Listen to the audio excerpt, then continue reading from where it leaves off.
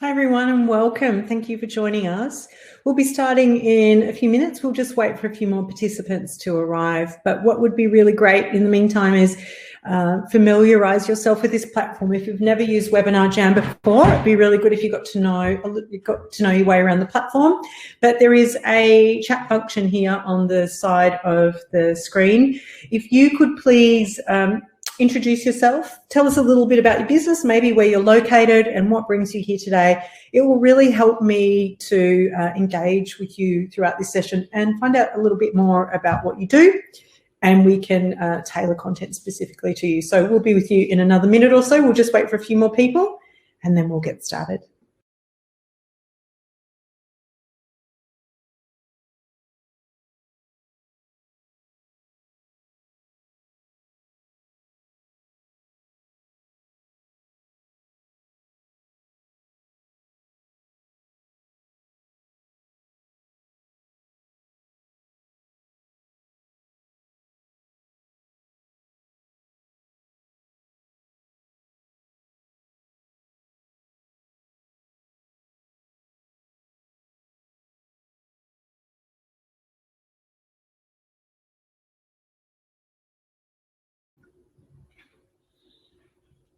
Hello again. Thanks everyone for joining us today. It's 12:01, so I'm going to kick it off. We may get a few other people joining us shortly, but I thought I'll start and we'll try and be as punctual as possible because I know most people are quite time poor, and I really appreciate that you've taken the time out today to join us for this session. Today we are here to talk about business goals and budgets for going online. So welcome. Just a little bit of background on what brings us all here today. We are brought together by the collective efforts of the Melbourne Innovation Centre and the Australian Government for the ASBAS Digital Solutions Project. ASBAS, an acronym for Australian Small Business Advisory Service. All of you have engaged in some way or another with this program in order to access this webinar. But if you don't know too much about it, it's a digital advisory service providing direct education and mentorship for from digital experts such as myself to assist small businesses in Australia to build your capability. And it's not always about digital capability. We also cover a lot of topics, including business resilience and well-being and networking and other types of skills and training to support your business. Your business has, because you're eligible, you can access a range of workshops, webinars and online materials such as this, and up to 4 hours of add-on paid mentoring, so 2 hours for $25, and that's subject to availability. If you have not taken up the mentoring opportunity, I highly suggest you do. Incredible program. I myself qualify as a small business with under 50 employees, and we have taken up this incredible opportunity. Low barrier to entry, maximum customizable mentoring. We've received great value out of it. So if your business hasn't taken up that opportunity, please do, because it's for you. Also, this program is due to expire mid-year, so time is of the essence. So jump on it. Just a little bit about me. My name is Lee. My name is Lee Sandwith, and I'm a business and brand strategist with digital expertise. I'm the managing director of a business called The Good Hands, and we are a boutique consultancy working with small to medium enterprises right through to large corporations. And we work with consulting on business, marketing, brand, technology, engagement, and so forth. Personally, I've had 20 plus years experience working for government, tech, corporate, creative sectors. I've had a really hybrid career, which, when you're growing up and people say, what do you want to be when you grow up? Well, I wanted to be lots of things. And now that I'm a fully formed grown-up adult, it's actually served me really well, because I've had this hybrid career which allows me to have a really good lens on many businesses and environments. So I feel very privileged to have had all this broad experience, because I'm actually able to apply it to the businesses I work with, including the people that I mentor. So through ASBAS, you're welcome to engage my services as a mentor. It is entirely customizable, and I provide mentoring to help you and your business not just transition through this challenging COVID-19 period, but to grow and thrive. Some mentees come to me with questions as simple as, I don't even know why I'm here, I'm just a bit stuck, through to very specific questions where they say, can you help me get this bit right? And that's what I enjoy about it, the diversity of being able to apply my skills to help you grow. So if you're interested in taking up that opportunity, contact the people at ASBAS through Melbourne Innovation, and they'll connect us. So we're here talking about business goals and budgets for getting online. What we want to cover off first and foremost is the basics of a lean digital strategy that can be scaled. So without actually having a strategy behind your decisions, you're just doing a fairly ad hoc approach. Let's talk a little bit about setup costs, maintenance and hosting expenses, and the pros and cons of DIY versus getting a professional to assist you. So that's what we want to cover off here. So yes, thank you again. Thank you for the people that have just entered the space. If you could take a moment to introduce yourself to me in the chat, tell me a little bit about yourself. What brings you here? Tell me about your business, because I can certainly tailor any content that I have here to you. That's what my aim is to make it as specific as and relevant to you as possible. The other great thing about this chat function is we have seen businesses network in this space. So if you want to share your social media handle or your website, you never know. We've had great business connections happen in this chat. Even though I verbally can't hear you, I respond to this chat the whole time. So for me, it's really important that you engage with me so we can all get the most out of this experience together. So without further ado, let's kick it off. Let's talk about setting up a lean digital strategy. Digital or going online in this instance refers to achieving a marketing or sales objective through applied digital technologies and media. Going online can also be tools to support your operations. We're only going to be touching on that. So tools like Xero, like, you know, an accounting system, we'll touch on things like that. But we're talking more about, in this instance, because we have a short period of time together, we're talking about instances about marketing and sales objectives for your business. We really had to kind of niche this down a little bit because going online can be many things. It could be, you know, it could be tools to optimize the way you communicate with your outsourced team or so on and so forth. Thank you, Veronica. I have met you before, Veronica. Veronica is looking to set up a private postnatal service for women in Masson Ranges and surrounds. So welcome. I think I met you at a networking event many years ago, Veronica. So welcome. Great to have you here. Sheridan is here. It runs a small business called Sports Board and is based in Torquay. It's a process of setting up the website and at the moment and currently doing all the digital strategy planning, needs some insight and ideas. Welcome. I hope you come away with a little nugget of gold that will help you and your business, Sheridan. Sounds super, super interesting what you're doing. I'd love to hear more. So setting up a lean digital strategy, these digital platforms or services could include a business website, mobile apps, social media pages, online advertising, email, Google, and search engines. That's what we're talking about with a digital strategy. Like any aspect of running a small business, digital marketing is all about effort. The more you put in, the better the results will be. I am a big planner, and I put down the success of my business and the businesses that I work with all the planning. There has to be a reason that you do things. A lot of people, when they start a new business, the first thing they do is say, oh, we need a social media account. And maybe you do, absolutely. But if there's no strategy behind that decision, you're just putting out content hoping it will stick. There's nothing really specific about it. So when you're creating a digital strategy, this is what we're talking about. So ask your business this question. This is what you need to ask of your business. How much effort can your business afford? And where is this effort most likely to pay off in the short and the long term? And, you know, in my business, we work on marketing for a lot of other businesses, but I'm the first to admit that we do not invest as much time into marketing our own business as I would like. And the reason for that is that I'm busy working on the operations and the delivery of services in my business, that the time that I spend on my marketing is half the time that I would like. So if I was to look at my business development and business marketing, what I would like to do is 1 day a week.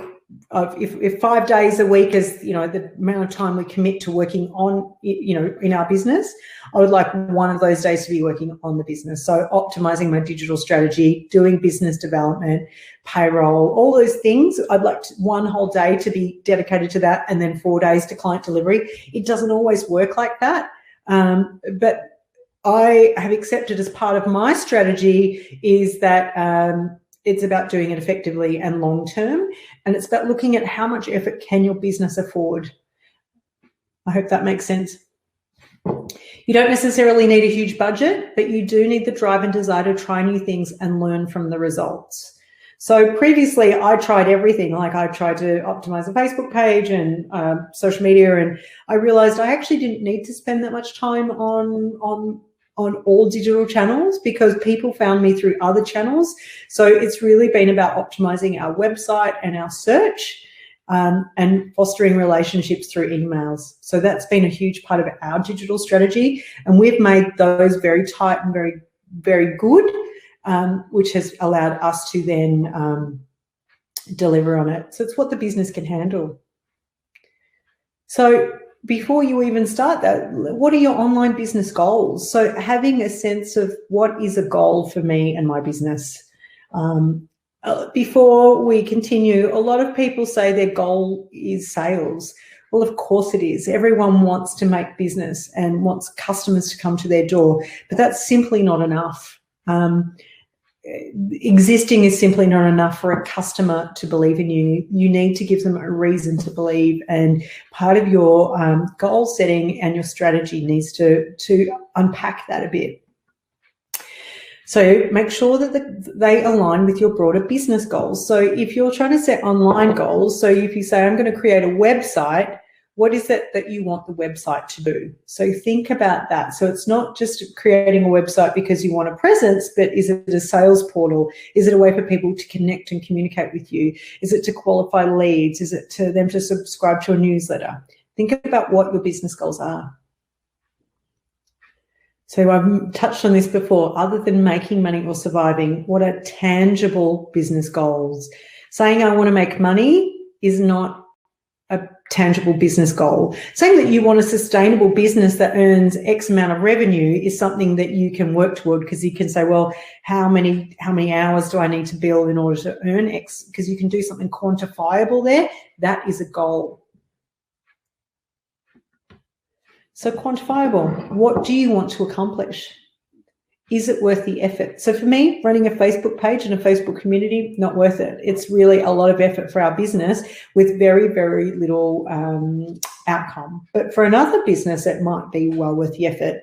And then it's about determining your goals for success. So your goals of success might be conversions. How many inquiries come to your website and how many of them transact into a sale? That could be what your goal of success is. Because not everyone that lands on your website or looks at a pretty social media post is going to say, oh, I'm going to buy. What you need to do is determine a goal for success. Just introducing themselves. Hi, this is Sib, Food Business and Stage Processing. My website has Instagram, Facebook. Thank you for joining us, and hopefully we can help you, Sib, as you journey through setting yourself up in the digital world. Make your goals specific. Consider that an action plan can be defined by this goal. So what will be accomplished at the end? So if you're setting up a website and you want people to hit buy now on a product, you need to sort of map out what the process is. So how do they buy that product? How do they find your website? Do they find it through a social media post where you then drive them to the website to then click on the sale? So you need to consider the action that you want people to do. So you might have a social media post that says, talks a little bit about the product or service you're offering and the value or the benefit to the consumer, but you will then be saying, head to our website for to buy. So what is the accomplish? What do you want them to accomplish? What do you want them to do? A goal might look like this: increase revenue of the business by 25% within the next 12 months.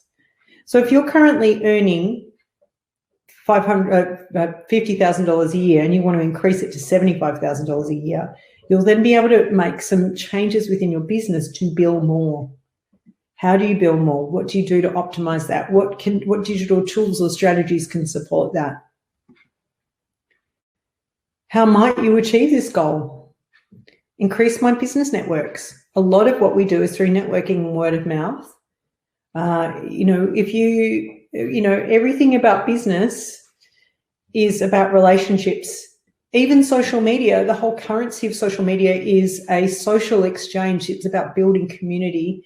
Followers should be treated as a community, not as a potential sale.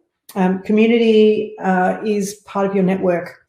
So when people talk about things, you might speak to your sister-in-law or your neighbour and say, hey, who was that electrician that came to your house? It's mostly we hear things through word of mouth as opposed to go on active searches ourselves. Your other goal might be you want to increase your online visibility. You've invested all this money on your digital platforms and you're spending time on trying to get your social media out there. What you want to do is increase that. And maybe in your business, you might want to follow the 80-20 rule a bit more. So, 80% on the business, or like working, in the business, doing the actual delivery, the service delivery, and 20% working on the business. That might be part of your goals. And that's how you can achieve it, by stepping it through those steps. How you need to do this, to achieve these actions. So if you want to increase your business network, so you might join the local networking group, the community organisation or of local chamber of commerce. So everywhere that you live, there will be a business networking group of some sort, whether it's run through your local council or through independent engaged businesses. There will be someone. There is BNIs. There's lots and lots of business networking. There's lots of business networking that occurs on Facebook. So there's lots of closed business groups where people network. Join them. Join your online networking groups. Fish around, see what people are doing, and use LinkedIn more effectively. These are different ways that you can increase your business networks if this is one of your goals. If one of your goals is increase my online visibility, well, create a new website.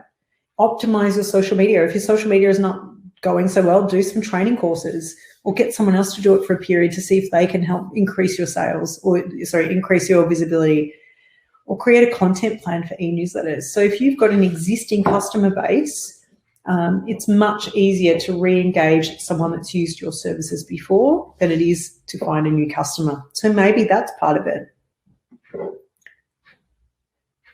If you want to follow the 80-20 rule in your business, spend 80% of the week working on billable hours by scheduling blocks of time into your calendar, and spend 20% of your week working on marketing, business development, operations. Be a bit more structured in that, because this can inform your business operations. So marketing and business development and operations can be part of your digital and business online goals.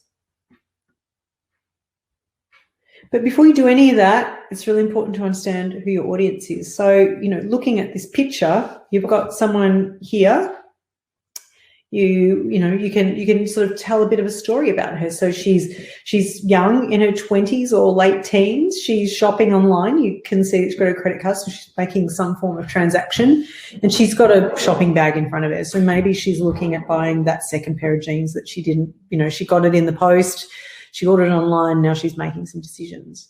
When you understand your audience better, you can make better decisions about how to engage them and approach them. And this is what we're going to try and cover up here today, because any business goal, you need to understand who your customer is.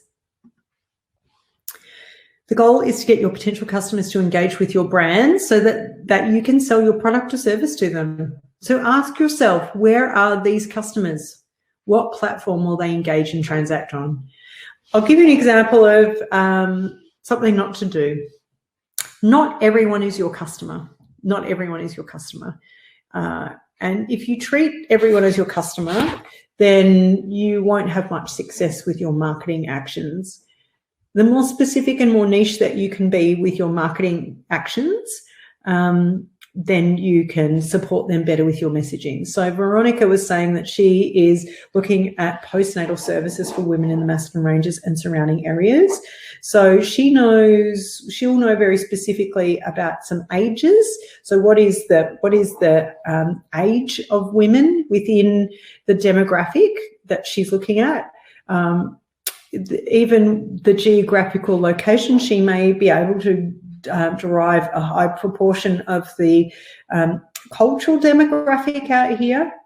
She'll understand what the service availability is in the Macedon Ranges. So she'll be able to really niche in on what the customer is after and where they would get their information from. The more you know about your customer, the better your strategy will be. The opportunity cost of doing A is that you cannot also do B, and decisions are independent of that. When you understand your audience, so if you are going to invest all this time doing marketing, you can't also do service delivery. Those two are interdependent of each other. Put yourself in your customer's shoes and consider what actions you want them to take with your digital strategy. So map it out. What do you want your customers to do? So I'll give you an example.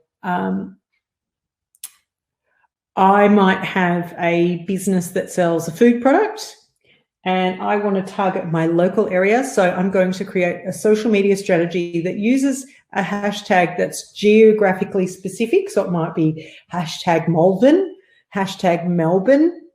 And I want to start getting more people to follow me as a result of that. Once more people follow me, we want them to go from my social media, so Instagram perhaps, to my website.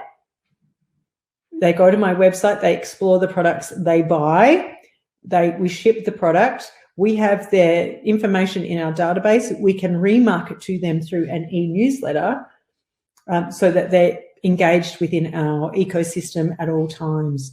It's called a customer journey. So map out what you want people to do. You're also able to map out how you talk to them, how frequently you talk to them. Consider it. So here's a really good example of a digital strategy, a customer journey for a digital strategy, and we're going to step through it. It's a bit like what I just spoke about then. You see a Smith Store ad online. You follow Smith Store on LinkedIn. You visit the Smith Store website. You submit your email address to download the Smith Store ebook. You read the Smith Store ebook and find the content engaging. You get a Smith Store promotional email with an opportunity to sign up for a product demo. You sign up for the product demo. You walk through their product demo and love the offering. You purchase the product. You're so excited about the new purchase and leave a positive review online. All of these are touch points of what you want your customer to do. So if you're going to create a website, how do they find you? Is it an ad online? Do you pay for a Google ad? Do you pay for a Facebook ad? Is it in your local newsletter? What is it that how is it that people find you? Do they find you on LinkedIn? This is all part of your digital strategy. If you want to take screenshots of this, please do throughout the session. Otherwise, this content will be available through Melbourne Innovation.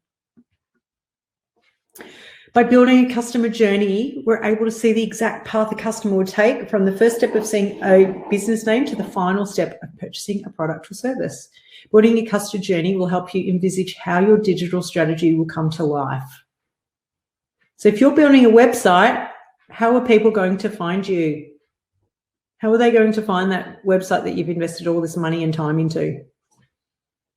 Map out the journey. They'll find it through LinkedIn. They'll find it through social media. They'll find it through you spoke to your local council and they do a business review once a month and you put in a submission that your business is the one that they review.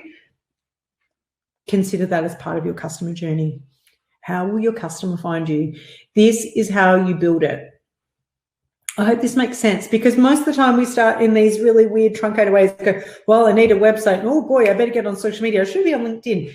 How is your customer finding you? If you have an existing business that's been around for a while, a lot of the time you can ask questions of people like, how did you find us? And that sort of firms up what your customer journey is. So we're going to talk a little bit about some important things about going online. Nothing is free, even if you do it yourself. It's not free for you to do it because there's an opportunity cost loss there. So the time that it would take you to set something up is time you could bill elsewhere. So there's a cost to everything. So we're going to cover off this and budgets that that you might want to consider.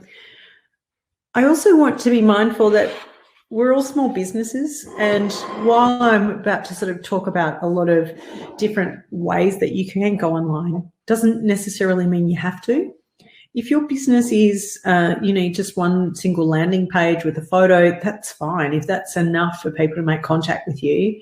But if you want to provide something more, there may be costs. So we're going to go through this, and hopefully we'll give you some clarity on what opportunities there are for you.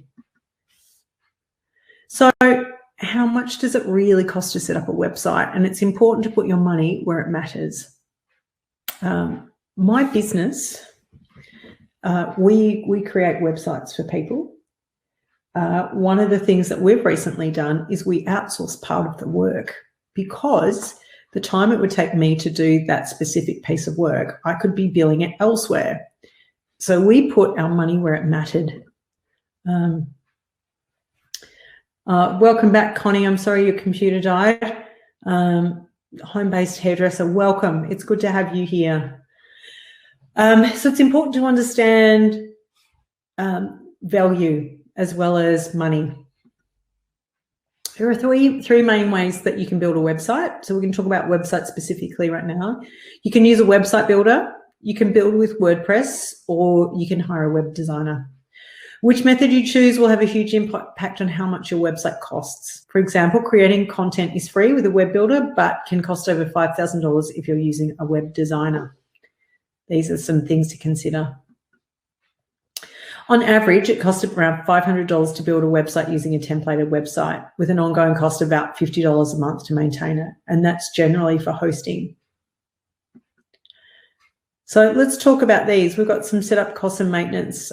There's a few things that we've got. These are templated sites, so you can sort of see we've got some Squarespace and we've got some Wix here. Has anyone used any of these templated websites before? They're fantastic, really great for small businesses, and a lot of the time you can do it yourself, and it's really simple and drop and drag, and the other one's Weebly as well.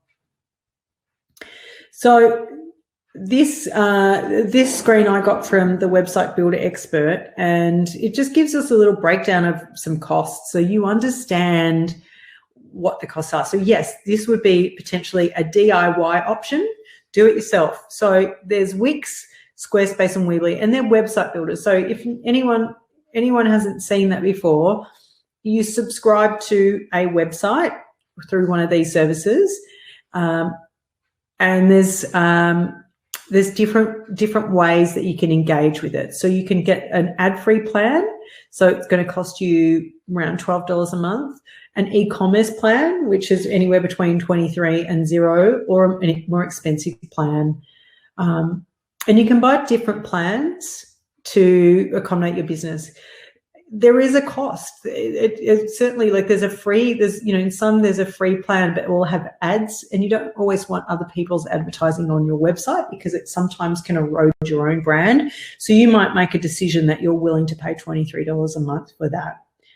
That's your monthly ongoing costs. What you're not actually factoring in is your time to actually get it set up. So there's the whole setup cost. So while it's a template and you can drop and drag your own images and text, that might be a couple of days work for some people, getting some good photography and maybe a copywriter, or you doing it yourself.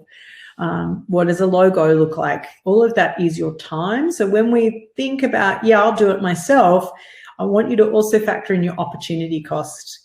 What is the cost to you to do it yourself? And it's totally fine to do it yourself as well, but sometimes it might be easier for you to just pay someone else and you go out and actually work. So with some website builder costs, these are some cost breakdowns. So you're looking at, you probably need between $6 and $50 a month, and that covers hosting, security, some free themes and built-in features. So every website, regardless of what you use, whether you do it yourself through a like a templated planner or you get a website developer to do it, will have monthly hosting charges. Your website, once it's built, needs somewhere to sit. It is basically the fuel for your website to be viewed on the internet. So that is something that will cost you every year, as well as your domain name. So when you buy a domain name, you can either buy it for 1 or 3 years, and that has a cost implication to it. So understanding that just having a website is not the end of it. There's other costs. Connie, you've just put your hand up. If you want to send a message, please do, and I'll respond to that. Some themes cost zero money, so most of website builder themes are integrated into that. Security, you don't have to pay extra for security, so that's one other thing, because they will manage that hosting and security for you for free. And professional help, website builders are easy to use, but they don't have help. Like, what you might have to do is send them emails and questions, and it might not allow you to answer the questions that you have. So there is costs. So you think about, $20 a month or $50 a month for some of it. That can, oh, no worries, Connie, thanks. Yeah, so there's some setup costs.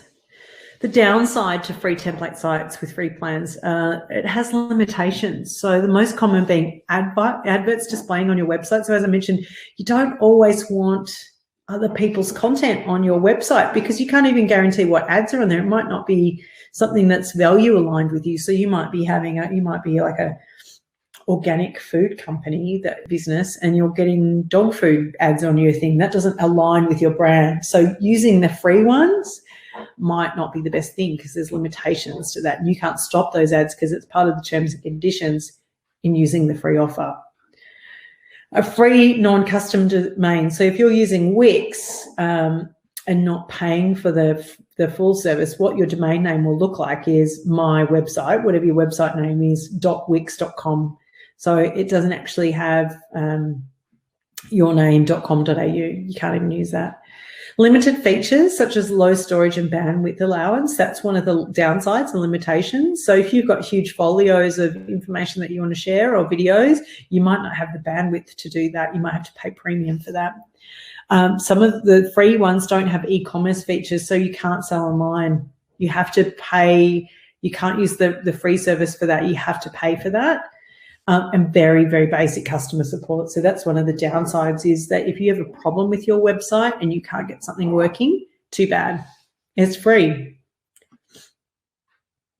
So the free plan is only suitable for trying out the website builder. So if you want to see if this website builder is right for you, that's fine. And seeing if it's the right fit for you, and by testing it to hone your skills and train your ideas without the financial pressure. The downside of doing that is you invest all this time in kind of designing it and laying it out and getting the information right. Well, it's free, and then you go, oh, I hate it. I'm going to have to go somewhere else because I'm going to have to pay for it, and then you have to go and start all that process again. The next one we're going to talk about is WordPress. WordPress website gives you more control, and you can also manage a budget for this. It's suitable for people that have a little bit more technical confidence. It's less drop and drag as the template builder websites. Anyone who wants a bit of customization, and if you've got, it's good for blogs or business sites or very large business websites.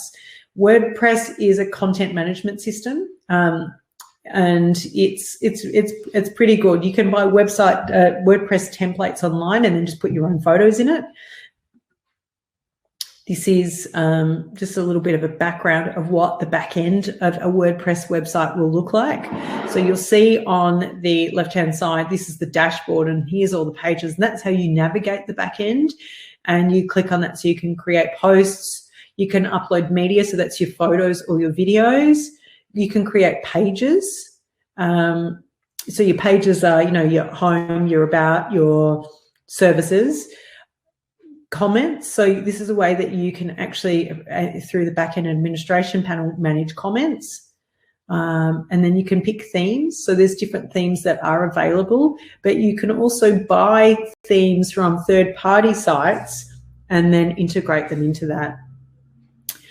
Widgets, I don't know if anyone knows what a widget is, but a widget could be something that you put onto your website that could be like a call now button, or it could be a weather button if it's relevant to you, if it's specific, and so on and so forth, and plugins as well. You can get different kind of plugins to do different actions, and there's different setting functions on there. So that's just a bit of a back end look at what a WordPress theme looks like. The cost of WordPress is variable, so it depends on a lot of different factors, because there's lots of different aspects to think about when you're setting up WordPress. On one hand, WordPress is free. There are free themes and plugins which will keep costs low. Premium themes are more expensive. So if you want, the more you want your website to do, the more it will cost. All WordPress sites require hosting. So you can get hosting from anyone. You could Google website hosting and you'll be given a huge number of people. Engaging a WordPress developer will be an additional cost. So if you say, yeah, I'm going to use WordPress, and then you start doing it, and then you go, I don't know what I'm doing, and I'm really into it, you need to think about the costs associated with that. So here's just some indicative costs for you, just to have a bit of a sense of what these might look like. So your monthly subscription WordPress is free, so to use it, but plugins, so that the free and premium plugins, some charge a one-off fee while others pay for monthly. So it might be an e-commerce plugin. It might be that you might have a monthly event that you want ticketing for. They will have additional fees. So it's a part of your e-commerce part of your website will have extra costs. Themes, there are 3 free themes and there's premium themes. You can pay a one-off charge for a premium theme rather than an ongoing. So there's beautiful themes out there. So if you just sort of Google WordPress themes, there's people that do beautiful, beautiful website design. That's what the theme is. And then you integrate it into your WordPress and you design from there. You just put your own photos and text in, but there's a cost for that. It might be $50, $100, $200 for that theme. Hosting, we mentioned this before, it's an essential cost. You cannot get around this. It's rare to find a host that accepts monthly payments, so you should expect upfront yearly fees. 35 per year seems low, but it's actually, we're talking probably more about 3. I'm thinking about 33 a month actually. Security can come built in with your hosting plan, but it's worth investing in extra security for your website, because free security plugins might work for a tight budget, but they might not keep your assets safe and strong. So looking at that. Professional help. So this is an optional cost. So if you're struggling and if you want to be building a custom site, chances are that you might need a developer to help you. This is the main factor and hikes up costs for your website. So, $80 to $180 per hour is not unusual for this. Is everyone still here? It's a really quiet chat room here today. So if anyone's got any questions, please jump on in.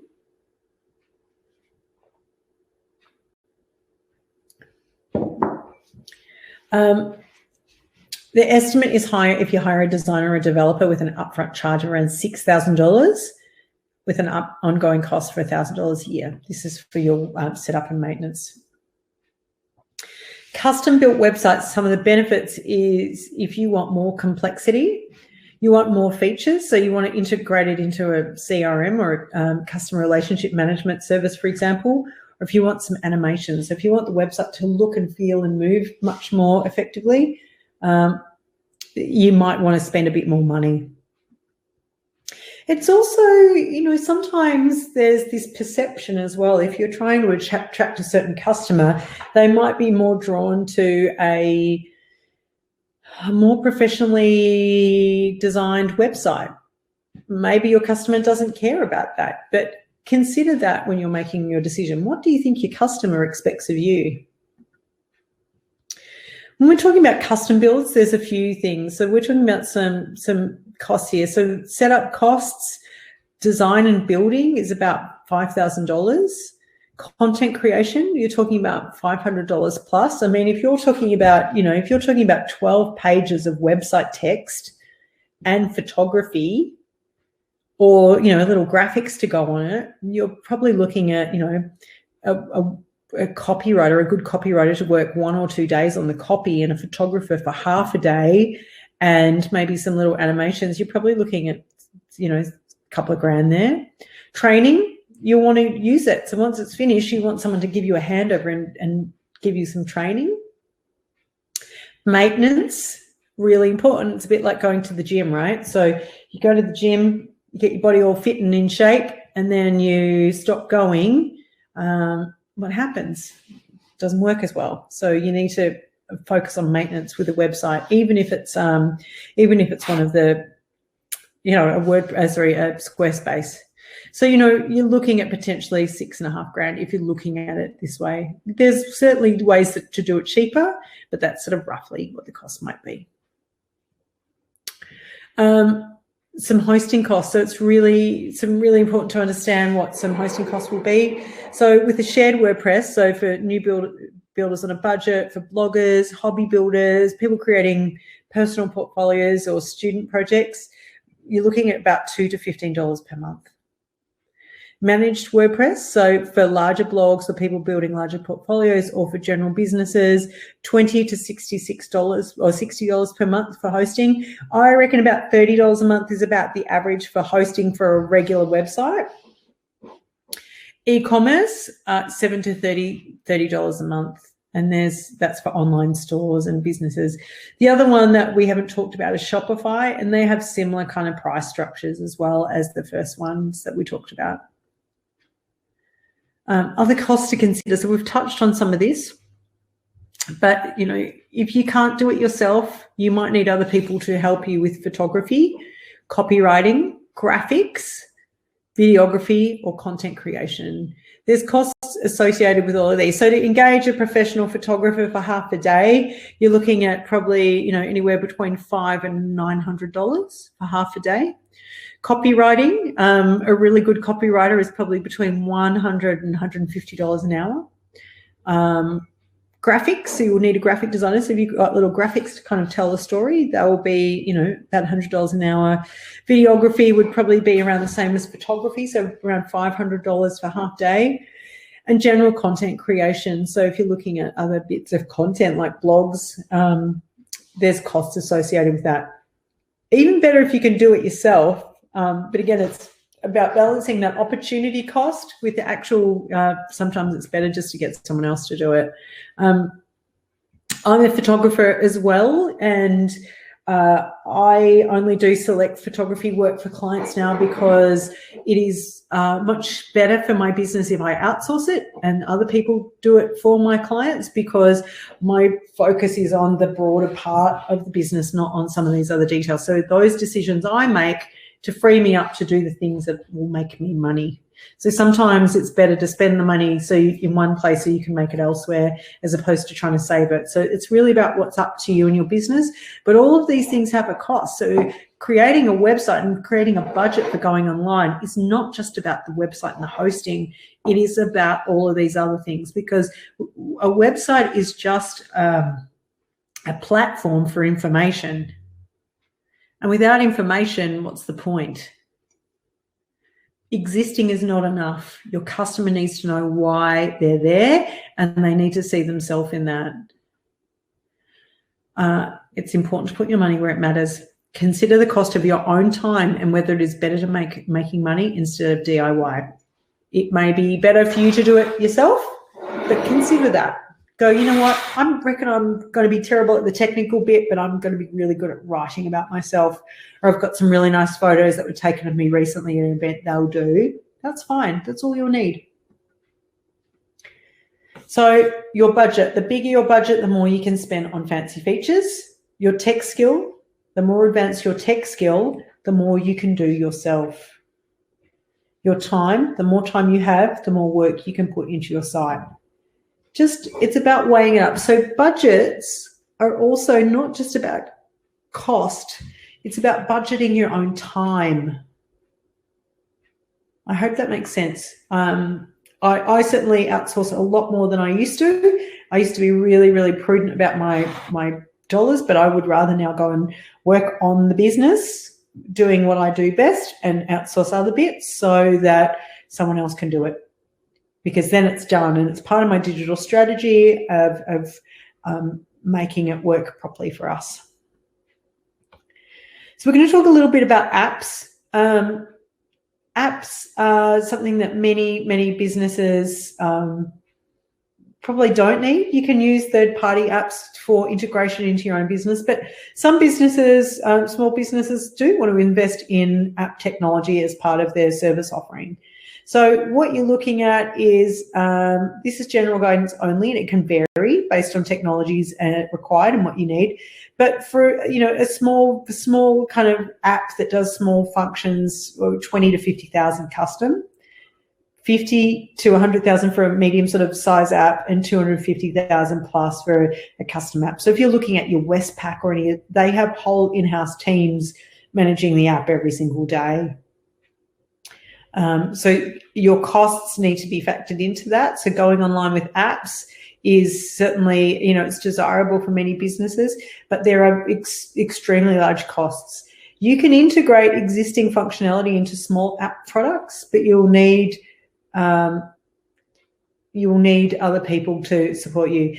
Can everyone else see me? I'm just checking. Francisco, can you just, someone's just mentioned that I'm frozen. I'm just going to pause for a second and just make sure that all good on my end. So Veronica, it looks like it's your end. I think it's your end, Veronica. Everyone else has got no problem there. So thank you for everyone who fed back. So apps in Australia, businesses can spend 50,000 to 100 on a standard mobile app. Complex apps that require longer to develop may cost 250 or more. The top Australian companies will easily spend $500,000 to $1 million on one mobile app project. So when you think about, do I need an app? It might be quite possible that your small business is going to scale up and you might absolutely need an app. Consider the cost to do that.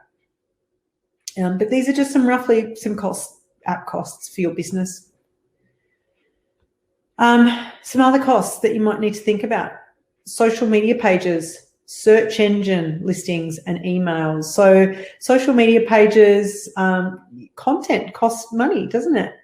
Photography, your time to write copy, the time to actually post it, engaging with your community. A lot of people outsource their social media now, so the cost of social media will depend on who the person is behind that. So an average might be $750 to $1,000 a month.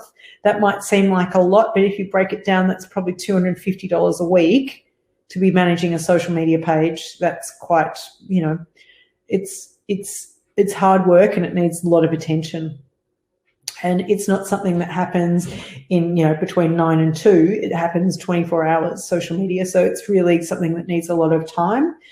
Search engine listings and email. So search engine optimization and listing your business on Google, that takes time. So you might want to consider getting someone to help you do that, or you doing it yourself. And email. So many people use Gmail or, a free account, but if you're trying to set up your email, you may need to set up some domain names for your email and get someone to help you with that. So there will be costs associated with that. So it might be a couple of $100 to get someone who's technically savvy to come in and support your business. The other thing to cover off is online advertising. This is based on budget, and you can do ads through Google ads or Facebook ads. So it really depends on the type of ads that you want to run, whether it's pay-per-click or pay-per-view. These are things that you might want to consider, and it's really dependent on your budget. So you might say, look, we want to really drive sales out here, so I'm going to invest $250 on an ad once a month and go from there.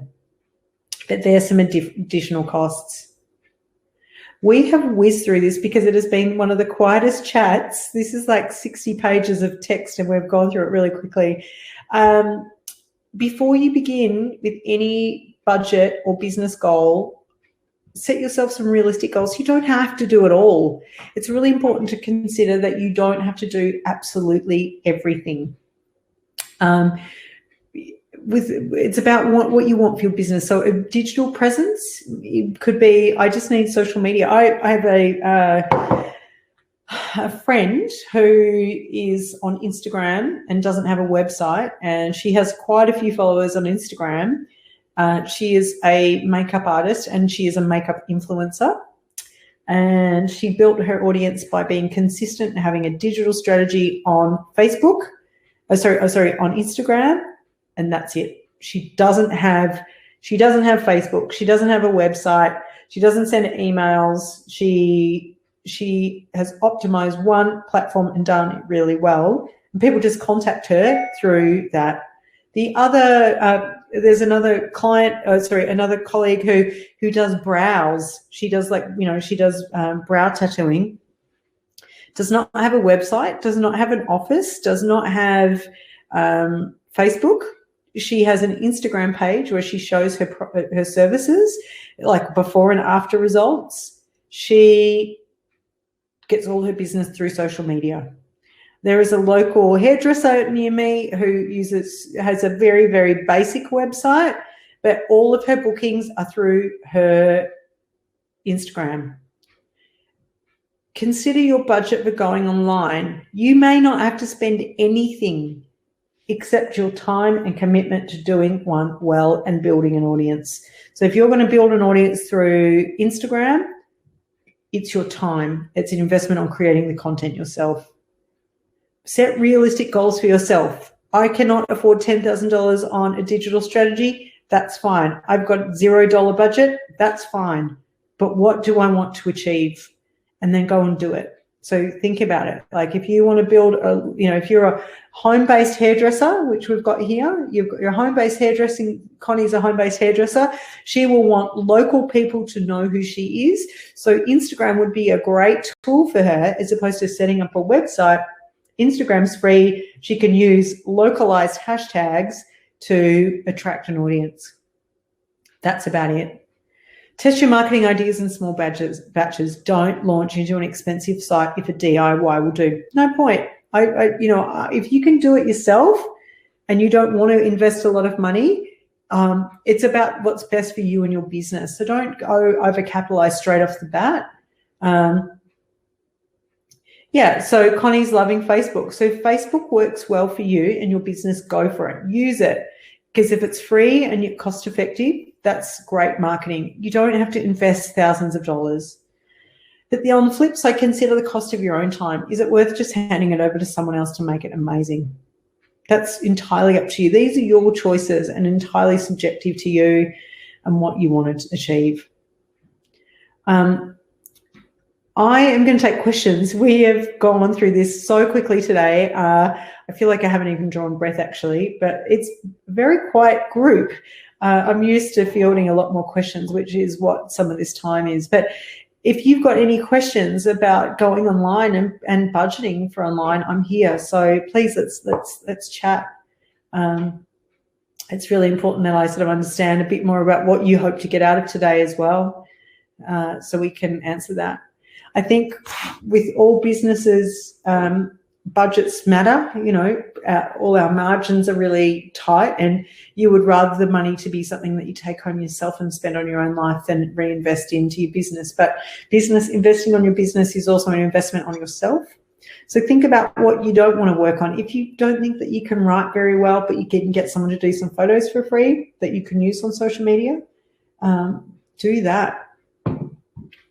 If you're a service or a food-based business, thanks, Connie. I really appreciate it. It seems to have gone so fast today. I haven't even been online for an hour, and I've whizzed through this content. It's really usually lots of people asking questions throughout. Veronica's asked a really great question. How do you work out what is the best marketing strategy for your business? So the thing about marketing strategies, it really all starts with who is your customer. So understanding where your customer is, not just geographically, but where do they reside online? So I'll give you an example. If you live in an aged care home, you are not going to be on Facebook or Instagram, are you? Where would you generally get your information from? You would get your information potentially from print media, a flyer or a brochure that your doctor gives you, or you might hear from your family information. So developing an app or a website that's targeting older Australians or Victorians might not be the best digital strategy for you. But if it's actually targeting their family to make decisions on their behalf, then where does their family get information? So if you're saying that the customer that we want to target is the family who make decisions for people in aged care, their children might be 40 to 60 years old. They may be using websites and Facebook as part of their information.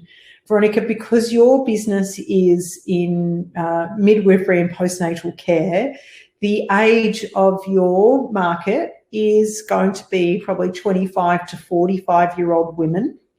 25 to 45-year-old women get their information from friends, family, doctors, social media.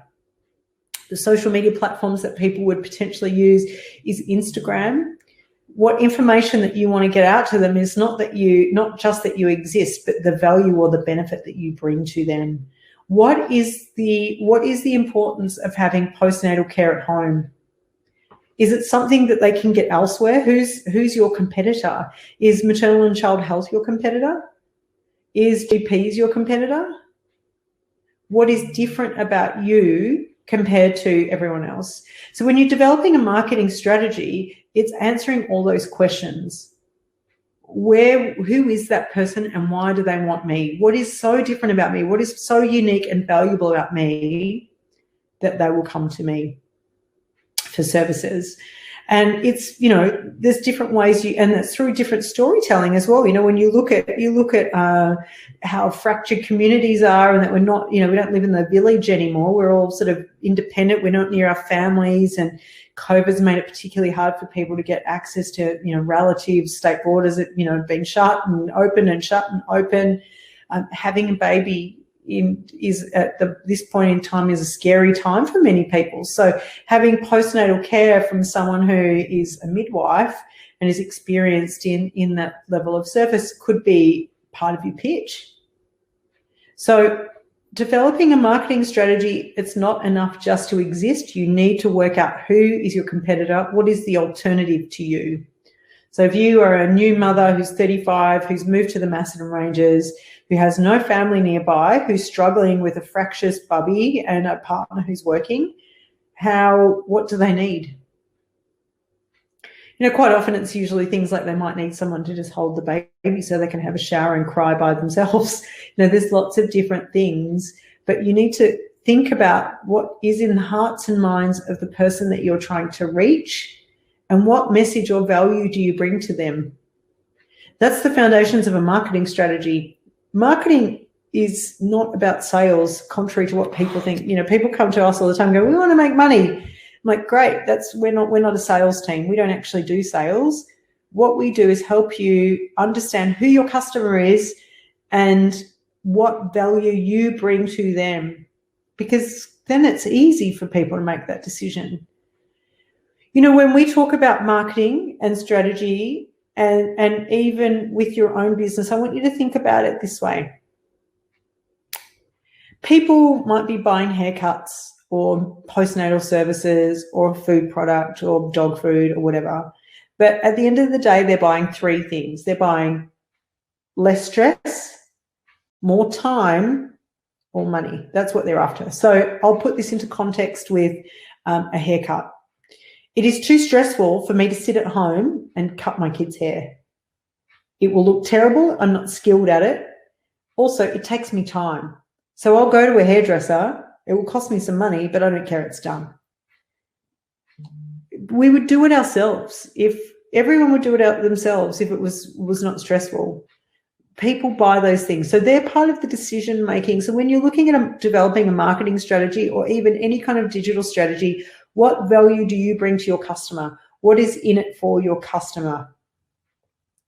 What stress or pain point are you taking away for them? I hope that makes sense, because it is marketing seems elusive to people, but when you think about, you really need to work out what is your unique value to the community that you're offering. So Connie's got she's got an at-home hairdressing service. So it's comfortable. It might be comfortable. There might be a little kids corner that she has so parents can come in and have a haircut and a bit of natter with their favorite hairdresser, but the kids are happy and safe because they're not in a shop on a street front. So those kind of things are values. What are you doing to make it more easy for your customer? Veronica, do you visit people's houses? Or do you have a space for them? Sib, what is it with your business that's so different? You know, it's a food business. What is it that you're offering that's different to everyone else? Or Sheridan with her sports board. What is it that is very, very different to anyone else in the marketplace? Why would they come to you and not anyone else? So, you know, even though it's a very large, you know, startup that's very successful, but think about Airbnb. What they did is, you know, the alternative to Airbnb was hotels. We didn't really have a problem with hotels and motels beforehand. But what they did is they changed the way we thought about accommodation. Airbnb provides an experience to live like a local. You don't get to live like a local when you stay in a motel chain. When you stay in an Airbnb, it's different, yeah? So you actually get to experience what the local community does, and it's because they worked out what their value difference was. So if you're creating a vegan-friendly product, Sib, then you need to understand what is it that your vegan market is looking for. Is it convenience, that someone else has taken the stress out of it for them? So there's lots of different things that you can think about. With Connie, yeah, you've got a kids area, but you also give a great haircut and you might serve a local tea, whatever it is that makes people come to you that's different to your competitor or the alternative service. So always think about what is the alternative service to you. You know, if they weren't going to you, what would they be doing instead? So in Veronica's case, you know, because she runs a postnatal service, what people might be doing is struggling. That could be the alternative. They're at home struggling with a baby that they don't know how to help thrive, and they're struggling with early motherhood. That could be the alternative. List all the alternatives to you. They could be going to their doctor and sitting in waiting rooms. They could be going to their maternal and child health nurse. They could be asking friends and family, or they could be struggling. Right, all the lists of alternatives, and your marketing strategy will kind of fall out of that because you go, well, this is what we do to solve all those problems. And then it's about communicating it. So whatever your business, whatever your service, there is a way for you to respond to it. So even let's look at Melbourne Innovation. Let's look at these webinars where you would, the alternative previously, prior to COVID and prior to this service being available, is a lot of us would rely on our local council to provide this kind of content. And quite often it wasn't really as frequent. You would not find it so convenient because it's quite convenient at the moment. I'm actually sitting at home today, but you know, you're probably sitting at home or in your place of work. It's convenient. Seb's cooking while, you know, listening to me. It's convenient. So think about what the alternative to this might be and then how you can meet those needs. So a lot of people are working from home. Small businesses might be home-based businesses. So it's easy for them to just jump online while they're doing the housework or cooking and listen, drop in and out. The alternative is you would have had to get into a car, you would have had to register, you had to pay $30, you had to, you know, have a bad cup of tea and, you know, what are the alternatives? Or the other alternative, you could Google some training online. So think about it. Think about who your customer is. Be very, very specific about who your customer is. In Veronica's case, we could almost write her name. Be really specific with who your customer is, and then you can respond to their needs. What is the alternative to you that they're currently getting? That will form your marketing strategy and your digital strategy. If your customers are using social media a lot, and if, you know, I remember when I had my firstborn, if my goodness, if I looked at my Google history, during that time when my first baby was born, I was online all the time asking Google questions like how to get baby to sleep, baby won't stop crying, baby won't take bottle, baby won't, but hundreds of questions. So a digital strategy is about answering a lot of those questions for a customer. So if you're going to have a website or you're going to use social media, Veronica, those questions that new mothers ask is part of how you respond to it with content. A lot of people, a lot of families struggle with blah, blah, blah. Here's how we can help you by educating. And Connie might have the same thing where she's talking about, it's really hard for busy parents to go and get a haircut because childcare, those kind of things. So she has a kids area. So she's solving the problem. I've had to take my kids to hairdressers and then it's just a nightmare, like especially when they were little. I wouldn't be able to sit still and I was worried about them touching things or running out of the shop while I was at the basin. But the alternative was I wouldn't get a haircut.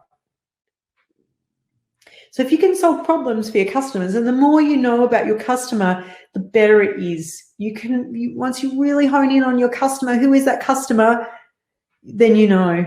There's also really good data. If you just Google the term demographics of social media, you will understand who is using what.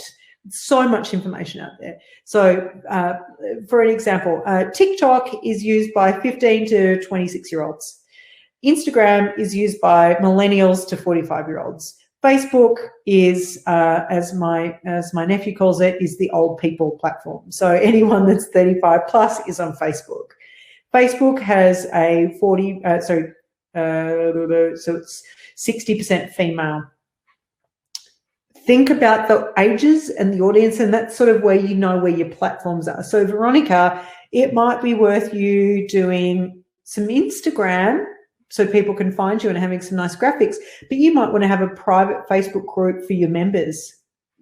So they've got a private little space that you can use. That could be your digital strategy, and it might not cost you anything, just some content. You might have a one-page website that just tells about what your offering is. Or you might want more than that. It might have some resources. It really depends on what you want for your business. Connie, in your case, you might just want something that people can book. My hairdresser, I found her through Instagram. I absolutely love her. I'm booked in for the next 5 appointments every 6 weeks over the year because I want to make sure I can go to her. I found her on Instagram. She's very, very busy. She books through Instagram. I got my eyebrows done recently by someone who I found on Instagram. Digital strategy can cost you very little other than time, but it depends on what you want for your business.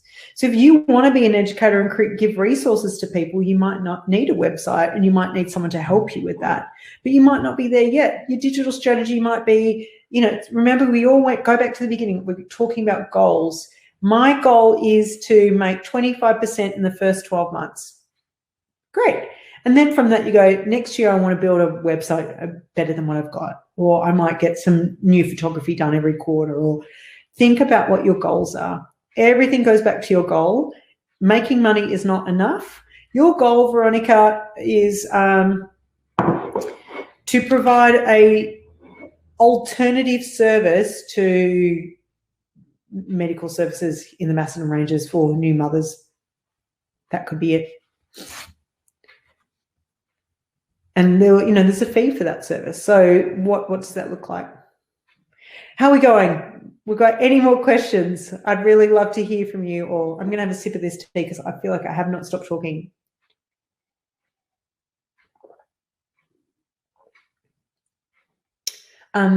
Francisco, who is from Melbourne Innovation and our tech support person today, has just popped a little survey link up in the top of the chat.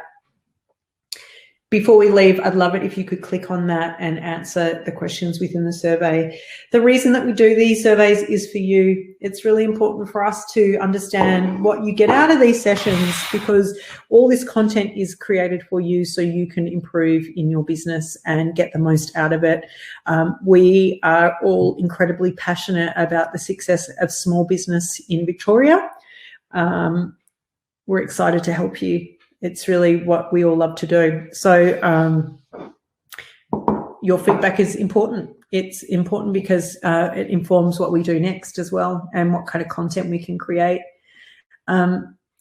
Again, if you're interested in doing any of the any additional workshops or webinars or mentoring, get in touch with Melbourne Innovation. They also send out some fantastic e-newsletters that just have up-to-date information. Keep on top of it. We've got some great programming happening over the next couple of months. The team at Melbourne Innovation work pretty tirelessly to kind of curate interesting and diverse content. You know, it's everything from tools training, like how to do something, through to more broader contextual stuff, like how do you build a strategy, or what does things cost? And we're sort of even moving into well-being and mental health. Because, you know, being a business owner is generally a pretty lonely business. But one of the things that we absolutely love here through Melbourne Innovation and being providers is that we've created this fantastic community of people. We're all supporting each other and helping each other through sharing knowledge. Thank you for being part of it. Thank you for always joining us and being supportive. My name, again, is Lee. I'm from the Good Hands. We're based in the Macedon Ranges, so I'm based in beautiful Kyneton, Victoria, and it's been my absolute privilege to be here with you today. If there's any more questions, I'm going to sit around for a few more minutes, but in the meantime, I'm just going to be here, but fill out the survey, and we look forward to seeing you all again. All right, folks. Thanks. I'm going to sign out. All the best, and take care.